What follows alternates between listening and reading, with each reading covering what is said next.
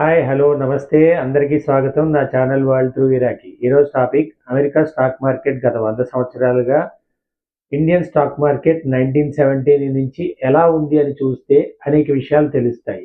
American market ఎందుకు 100 సంవత్సరాలు చూడాలంటే గ్రేట్ డిప్రెషన్ మొదలైంది అక్టోబర్ 1929. దీనికి మూలం రెండో ప్రపంచ యుద్ధం ఒక విధంగా అని చెప్పవచ్చు. బాటమౌట్ తర్వాత రికవరీ మొదలైంది 1930 నుంచి 1933 వరకు. పూర్తి రికవరీ 1940 వరకు తీసుకుంది. అంటే ఒక దశాబ్దం పట్టింది. ఇదే అత్యధిక సమయం ప్రపంచ చరిత్రలో. ప్రధానంగా do Jones industrial average, S&P 500 మరియు నాస్డాక్ వంటి సూచీలు ఈ మార్పును ప్రతిబింబించాయి. ప్రధాన సంఘటనలు అండ్ ట్రెండ్లు చూద్దాం.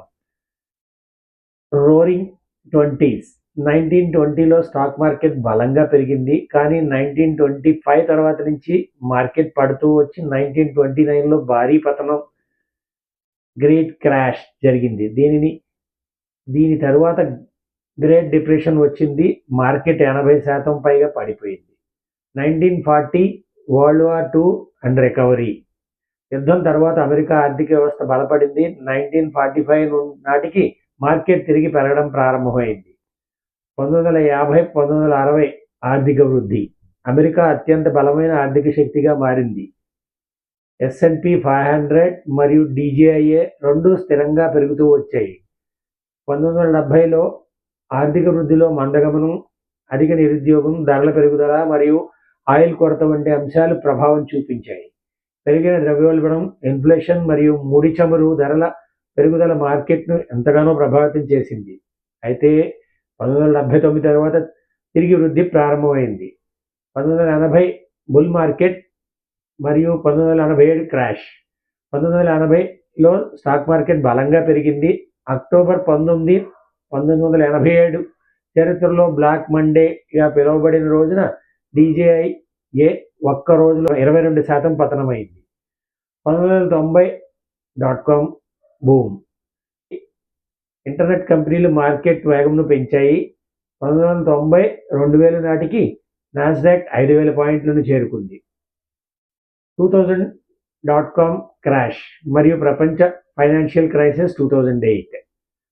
2000లో టెక్నాలజీ స్టాక్లు భారీగా పతనమయ్యాయి. దీనికి ప్రధాన కారణం Y2K బగ్గా చెప్పవచ్చు. 2008లో గ్లోబల్ ఫైనాన్షియల్ క్రైసిస్, ప్రపంచ ఆర్థిక మాంద్యం వల్ల మార్కెట్ 50% పైగా పడిపోయింది. దీని ఇంపాక్ట్ ప్రపంచవ్యాప్తంగా ఉంది. మన భారతదేశంలో కూడా చాలా వరకు ఉంది. 2010ని ఒక లాంగెస్ట్ బుల్ మార్కెట్గా చెప్పవచ్చు. 2009, 2020 మధ్య మార్కెట్ విపరీతంగా పెరిగింది. మధ్యలో చిన్నపాటి ఒడిదుడుకులు ఉన్నా మొత్తం మీద ఈ పీరియడ్లో 330%, 330% రిటర్న్ ఇచ్చింది. దీనిని టెక్నాలజీ కంపెనీల కారణంగా, ముఖ్యంగా యాపిల్, అమెజాన్, గూగుల్, టెస్లా వంటి సంస్థలు స్టాక్ మార్కెట్ను ముందుకు నడిపించాయి. 2020 covid crash and recovery.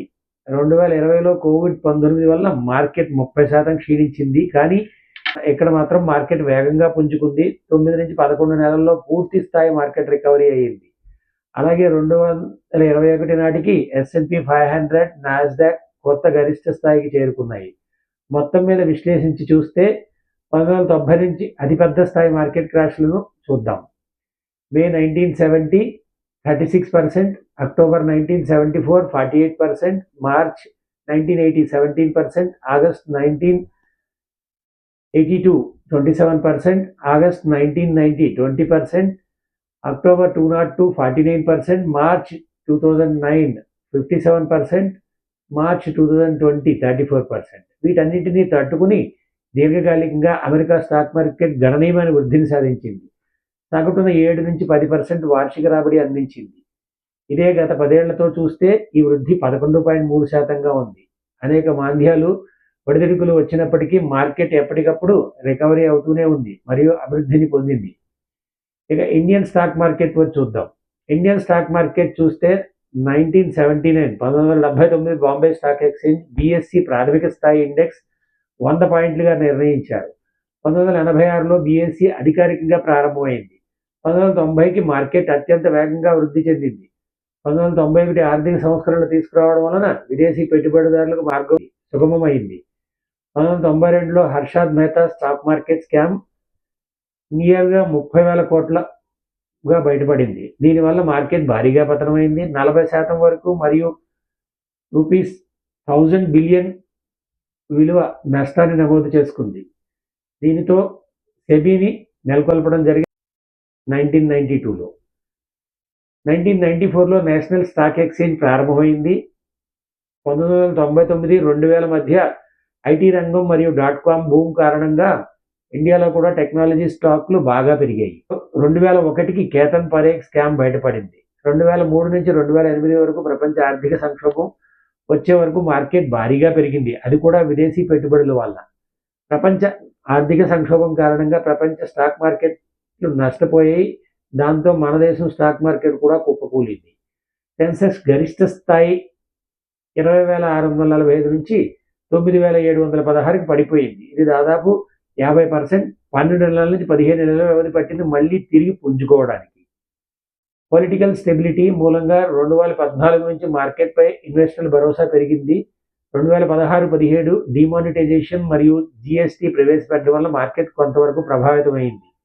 March 2020 corona కారణంగా మార్కెట్ భారీగా పడిపోయింది. కానీ మార్కెట్ మరల 9 నుంచి 11 నెలల వ్యవధిలో పూర్తిగా రికవరీ అయింది మరియు అక్కడ నుంచి సెప్టెంబర్ 2024 వరకు బుల్లిష్ ట్రెండ్ కొనసాగింది.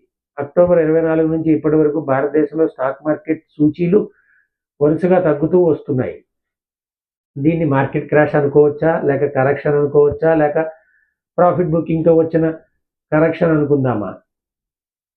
ఏదైనా కానీ షేర్ మార్కెట్లో పెట్టుబడులు పెట్టాల్సి వస్తే దీర్ఘకాలికంగా ఉన్నప్పుడు, అంటే మనం పైన మాట్లాడుకున్న దాంట్లో చూస్తే గత 45 సంవత్సరాల కాలంలో స్టాక్ మార్కెట్ పరిగణలోకి తీసుకుంటే ఎలాంటి ఒడిదుడుకులు ఎదురైనా దీర్ఘకాలిక పెట్టుబడిదారులకు మంచి లాభాలు అందించింది. కాబట్టి స్టాక్ మార్కెట్లో దీర్ఘకాలిక పెట్టుబడి సాధనంగా భావించాలి.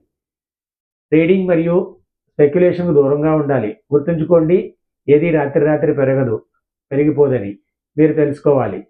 ఇది పాటిస్తే ఈ నియమాలతో మనం స్టాక్ మార్కెట్లో పెట్టుబడి పెడితే కొంత నష్టం రావచ్చు, కానీ నష్టాలు అధిగమించవచ్చు, లాభాలు ఎక్కువగా ఉంటాయి దీర్ఘకాలంలో. దీనివల్ల ద్రవ్యోల్బణం అధిగమించి ఆర్థిక సమృద్ధి మరియు సుస్థిరత ఏర్పడుతుంది. ధన్యవాదాలు. మీ ఎంవివిఎస్ రెడ్డి. నా ఛానల్ని లైక్, షేర్ మరియు సబ్స్క్రైబ్ చేయండి.